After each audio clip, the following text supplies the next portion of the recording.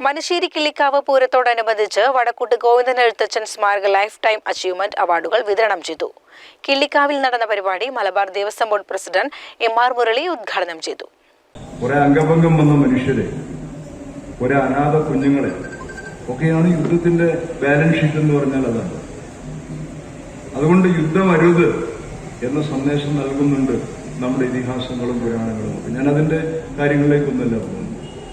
ഇങ്ങനെ ഒരുപാട് ധർമ്മങ്ങൾ നിർവഹിക്കാനുള്ള നമ്മുടെ ക്ഷേത്രങ്ങളെ ആ നിലയിലേക്ക് വികസിപ്പിച്ചു കൊണ്ടുവരണം.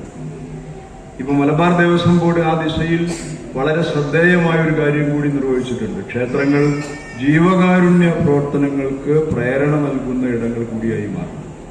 മദ്ദള വിദ്വാൻ ചെറുപ്പുളശ്ശേരി ശിവൻ, വാദ്യകുലപതി കല്ലൂർ രാമൻകുട്ടി മാരാർ, തിമില വിദ്വാൻ കുന്നശ്ശേരി അനിയൻ മാരാർ, തായമ്പക വിദ്വാൻ പോരൂർ ഉണ്ണികൃഷ്ണൻ, തോൽപ്പാവക്കൂത്തു കലാകാരൻ വിശ്വനാഥ പുലവർ, മരണാനന്തര ബഹുമതിയായ തൃത്താല കുഞ്ഞികൃഷ്ണ പൊതുവാളുടെ മകൻ കേശവദാസ് എന്നിവർക്ക് അവാർഡുകൾ നൽകി. തുടർന്ന് അവാർഡ് ലഭിച്ചവരെ മട്ടന്നൂർ ശങ്കരൻകുട്ടി മാരാർ ആദരിച്ചു.